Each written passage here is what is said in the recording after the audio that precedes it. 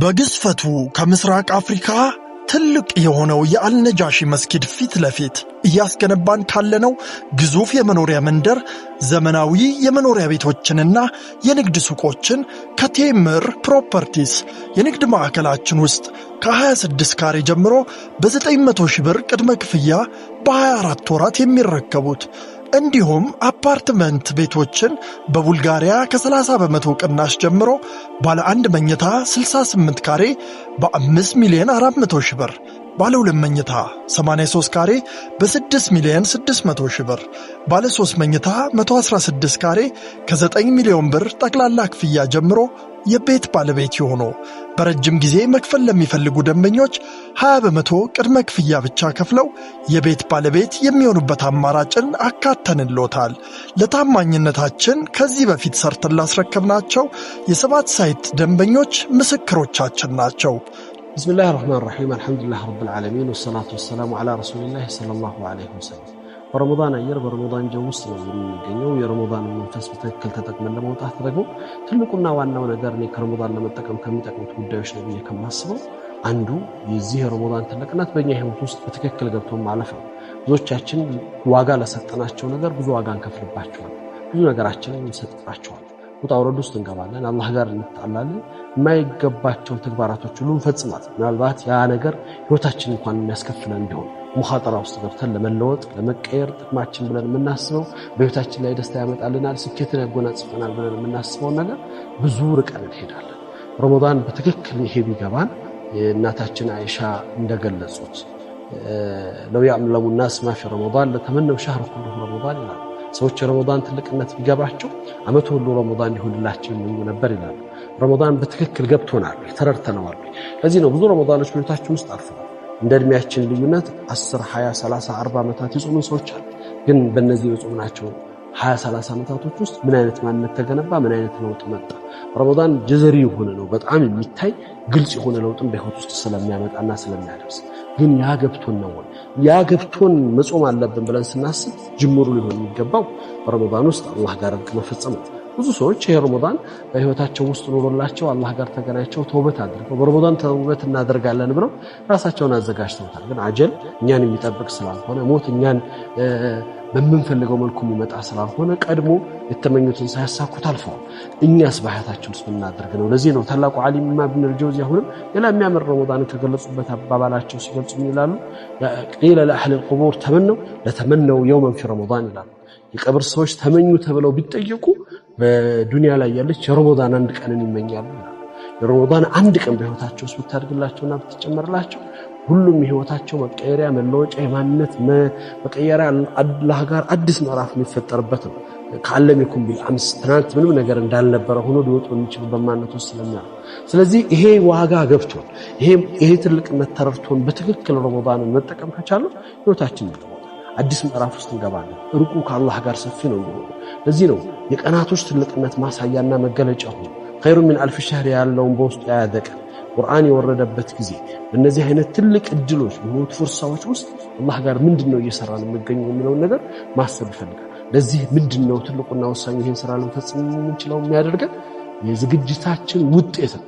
ምን ያክል ተዘጋጀንበት፣ ምን ያክል የዚህ ረመዳኑ በእኛ ህይወት ውስጥ ትልቅ እንደሆነ አወቅነውና ተረዳነው የሚለው ነገር ወሳኝ ነው። ወንድሞች ሐቂቃ ረመዳን በእኛ ህይወት ውስጥ ትልቅ መሆኑን ገብቶናል። ይሄ ዩኒቨርስ የሚለወጥበት የነገራቶች ሁሉ ከፍታ ማሳያ የህይወታችን ክብር መገለጫ ቁርአን የወረደበት ለይለቱል ቀድርን በውስጡ የያዘው ያ የሚያምሩ ልጆች የሚያልፉበት ጀነት የምትከፈትበት ጀሃነም የሚዘጋበት ጀነት አላህን የምትለምንበት ከዚህ ወር ጧሚዎች ለኔ ድርሻ አድርግልኝ ብላ አላህን የምትጠይቅበት የምትለምንበት ጊዜ ያለው ወር መሆኑ ገብቶናል፣ ተረድቶናል። እያንዳንዷ ምን ሰራት ስራ በዛ ላይ እኛ ይሄንን ትንሽ ሰርተን ብዙም እናተርፍበት ጥቂት አውጥተን ህይወታችንን ምን ለውጥበትና አላህ ጋር ግንኙነታችንን እናድስበት ትልቁ አሁንም ስላልገባን ዝም ብለን በቀላል ነገር የረሃብ ወር መስሎን ተርበን ዝም ብለን የሰደቃ ወር መስሎን መሰደቅና ወይ መስጠት ብቻ ሆኖ አይደለም። ከዛም ባለፈው ውስጥ ልናየውና ልንመለከተው ይገባል። አዎ ረመዳን መልፋት አለ። በሶላቱ በኢባዳው በቁርአኑ በዘካው በሚደረጉት መልካም ስራዎች ሁሉ እዛ ብቻ አይደለም። ረመዳን በመስጊድ ግድግዳዎች ውስጥ በሚህራቦች ውስጥ በሚደረጉ ለቅሶች ብቻ አይደለም። በሁቁቁል አይታም እንጠይቀው፣ በየቲሞች ጋር እንፈልገው። ረመዳንን ቢረል ዋሊደይን ላይ ወላጆቻችን ሐቅ ላይ እንጠብቀው። ረመዳንን በዝምድና መቀጠል ላይ እንጠብቀው። ረመዳንን በደካሞችና በአራሚሎች ጋር እንፈልገው። እነሱ ጋር ፈልገን እናገኘዋለን፣ ውጤትም እንይዝበታል። እችን የተዘጉብንን እችን ያልገባንን ጉዳዮች ለመክፈት እድል ይሆኑናል ብዬ አስባለሁና አላህ ከሚጠቀሙት ያድርገን። ረመዳን ለምን 30 ቀን ሆነ? አላህ ሱብሓነሁ ወተዓላ በቁርአን ላይ አያመ ማዕዱዳ አጭር ቀናቶች ይለዋል፣ ውስንና የተገደቡ ቀናቶች። በዚህ ረመዳን ውስጥ ትልቁ ዓላማ የረመዳን መምጣት ዓላማ ምንድነው? በእኛ ህይወት ውስጥ ምንድነው ሊያመጣስ የሚችለው ብለን አስበናል። በዛ መልኩስ እንዴት እንጠቀምበታለን? አብዛኞቻችን ግልጽ የሆነ ምላሽ አለ። ረመዳን የኸይር ወር ነው። ረመዳን የበረካ ወር ነው። ረመዳን የሰደቃ ወር ነው። ረመዳን የሌሎችን ችግር የምንፈታበት ወር ነው። ረመዳን አላህ ጋር የምንቃረብበት፣ ቁርአን የምንቀራበት ብዙ ምክንያቶች አሉት። ከምክንያቶች ውስጥ ወይም ደግሞ ከረመዳን መገለጫ ማሳያዎች ውስጥ እነዚህ ናቸው። ትልቁና ዋናው ቁርአን ግን ያቀረበው አንድና አንድ መልእክት አለ። እሱም ለዓለኩም ተተቁን። አላህ ሱብሓነሁ ወተዓላ ረመዳንን ያመጣ ነው እናንተ ተቅዋ ልታጠሩ ወይም ደግሞ ተቅዋ ልታገኙበት ነው ይላል። ተቅዋ በብዙ አይነት መልኩ ይተረጎማል። በብዙ አይነት መልኩ ዑለማዎች ትንታኔ ይሰጡታል። አጭርና ቅርብ ትርጓሜው አላህ ከባዘዘው ነገር ላይ መገኘት፣ ከከለከለው ነገር ላይ መከልከል ነው። ሁለት ነገርን አብሮ ይዛል። ሁቁቁል ኻሊቅ ወሁቁቁል ኸልቅ፣ የአላህንና የባሪያውን ሐቅን ይጠብቃል ወይም ደግሞ ይዛል። አላህ ሱብሓነሁ ወተዓላ በዚህ 30 ቀን ውስጥ ሲያደርግ ምን ፈለገ? ብዙዎቻችን ብዙ ነገራቶች ከብደውናል፣ ማስተካከል ይቸግረናል። ነፍስያችን ራሳችን ጋር እንጣላለን። ያለ ማስተካከል አላህ Subhanahu Wa Ta'ala ኢልቲዛም እሱ ጋር ያለን ነገር ኢልቲዛም እንዲኖረው ስርዓት እንዲይዝ ለማድረግ ፈለገና ረመዳን አመጣ። ከመጥፎ ባህሪዎቻችን ሊገስጸን፣ ከሱ ጋር የሚያራርቁን ተግባሮችን እንድንቆርጥ ሊያደርገን፣ ሐላሉ ላይ እንድንገደብ አደረገ። የምንወደው የተፈቀደልን የሚጣፍጡን ደስ ብሎን የምንጠቀማቸው ሐላል ነገሮች ውሃው፣ እንጀራው፣ ሌሎች ሁሉ ነገራቶች የምንበላቸውን ሁሉ በእኛ ላይ እርም ሊሆናሉ ለ30 ቀን። እነሱን ጾመኛ ሆነን ላነካቸው ላንቀርባቸው የምንወዳቸውን ነገርና ሐላል የሆነውን ነገር ነው ምንተው። አላህ Subhanahu Wa Ta'ala በዚህ ነው ኢልቲዛም ያስተምራል። ሐላል የሆነላችሁን ውሃውን እንጀራውን ትታችሁ ሐራም የሆነውን እና ክልክሉን ነገር እንዴት ትደፍሩታላችሁ? እንዴትስ ትገቡበታላችሁ ነው። ይሄን ነው ኢልቲዛም የሚያስተምረን። በሐያታችን ውስጥ ጎድለውናል ብለን የምናስባቸው ትክክል ያልነበሩ ጉዳዮቻችንን የህይወት ልምድ አድርገን እንድንኖራቸው ለ30 ቀን የሚሰጥ ተከታታይ የሆነ ኮርስ ስልጠና አላህ ይሰጠናል።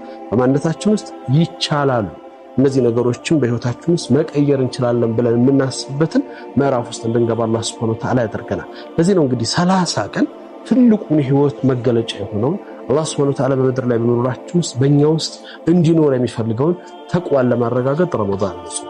ረመዳንን በትክክል የጾሙ ሰዎች ተቅይ ይሆናሉ። ተቅዋ ያላቸው ሰዎች በአላህ ፍራቻ ውስጥ ይኖሩ፣ ሙልተዚም የሆኑ ስርዓት ያላቸው ሰዎች ይሆናሉ። ያን ለማምጣት ነው ረመዳን በእኛ ህይወት ውስጥ የመጣው። ይሄን ረመዳን በዚህ አይነት መንፈስ ለመጾም ስንዘጋጅበት ምናልባት የዚህን ረመዳን የመጨረሻው ረመዳናችን ሊሆን ይችላል። በዚህ ነው አላህ Subhanahu Wa Ta'ala በሚገባው ቅናቱ አውቀነው የሚገባውን ክብርና ቦታ ሰተነው ለማለፍ መወሰን ይፈልጋል። የረመዳን ክብር የገባቸው ሰዎች ረመዳንን በአግባብ ይጠቀሙበታል፣ በአግባብም ይረዱታል፣ ይፈጽሙታል። ከዛ ውጭ ከሆነ ግን ከባድ ይሆናል። ረመዳን ዓላማው ለዓለኩም ተተቁን ነው። በተለያየ መልኩ የምንዘጋጅባቸው ዝግጅቶች እንዳሉ ተቅዋ ግን የሁሉ ነገር መፍትሄና ቁልፍ ነው የመጣው ነው። ብዙዎቻችን በህይወታችን ውስጥ ፈተናዎች አልፎብናል። እነዛ ፈተናዎች በእኛ ላይ ምን አሳልፈው ያልፋሉ፣ እንዴትስ ከነዛ ፈተናዎች እንወጣባቸዋለን የሚለው ነገር መሰረታዊ ነገር ይመስለኛል። ከዚህም አንድ ነገር ማንሳት ፈለኩ። አስሐበል ካህፍ ላይ ነብዩ ሰለላሁ ዐለይሂ ወሰለም እንደገለጹት እነዛ ዋሻ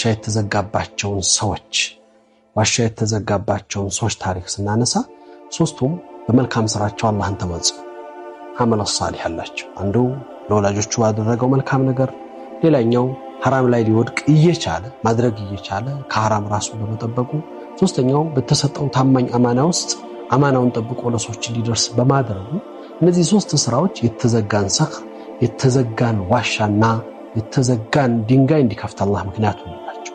ጥያቄው አራተኛው እኔ እናንተ ነው። በዚህ ዕለት ሊያወጣን የሚችል ምን ኸይር ስራ አለ? በዚህ ዕለት ልናቀርበው የምንችልና አላህ ጋር የምንገናኝበት ምን መልካም ስራ አለ? ይሄ ጥያቄ መሰረተ ጥያቄ ይመስለኛል። ብዙዎቻችን በሐያት ውስጥ በተለያየ ነገሮች ውስጥ እንወድቃለን፣ በተለያዩ ፈተናዎች ውስጥ እናልፋለን።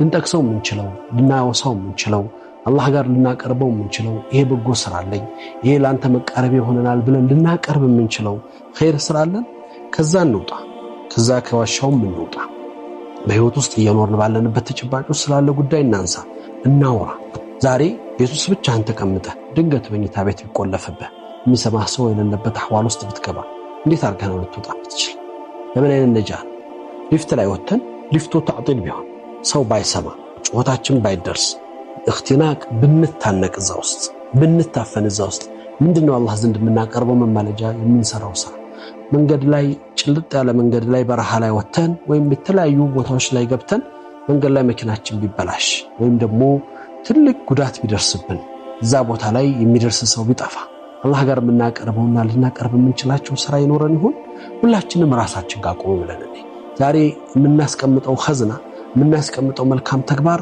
صنع المعروف تقي مصالح السوء الى اشرف الخلق الله صلى الله عليه وسلم መልካም ስራ መጥፎ ወዳደቅን ይጠብቃል ከመጥፎ ወዳደቅን ይከላከላል ይሄ ነው ሙእሚን በሐያቱ ውስጥ የሚያስቀምጠው በጎ ስራ ሁልጊዜ የሁለት ሀገሩን መፍትሄ ያመጣለታል አንድ በዱንያ ላይ ከሚደርስብን ጭንቀት ከሚደርስብን መከራ ሁለተኛ ደግሞ ነጋችንን ከማስተካከልና አላህ ጋር ከሚኖረን መገናኘት ጋር ተያይዞ ስለዚህ ሐል እንደና አማል الصالح አላህ ዘንድ ልናቀርበው የምንችለው ለችግራችን መፍትሄ ሊሆን የሚችል ያስቀመጥነው አላህ ዘንድ ላቀርበው ይችላልው ብዬ የምተማመንበት ኸይር ስራ አለ እዚህ ነው ረመዳን አሁንም ትልቅ ፍርሳ ትልቅ እድል ሲመጣ ልንጠቀምበት ነገ አላህ ዘንድ ማናፍርበት በዱንያ ፈተና ቢደርስብን ይሄን ላንተ ብዬ ሰርቻለሁ ብለን ልናቀርበው የምንችለው አንድ በጎና መልካም ስራ ይዘን ልንወጣበት ጥረት እናደርግ የሚገባው እናቶች ይህን በትክክል ነው አላህ ጋር እንገናኝበት የትኛው ስራችን ይሆን ያን ከዱንያም ከአኺራም ጭንቀት ሊያወጣን የሚችለው አላህ ፊት ስንቆም ሳናፍር ይሄን ላንተ ብዬ ጌታዬ ሰርቻለሁ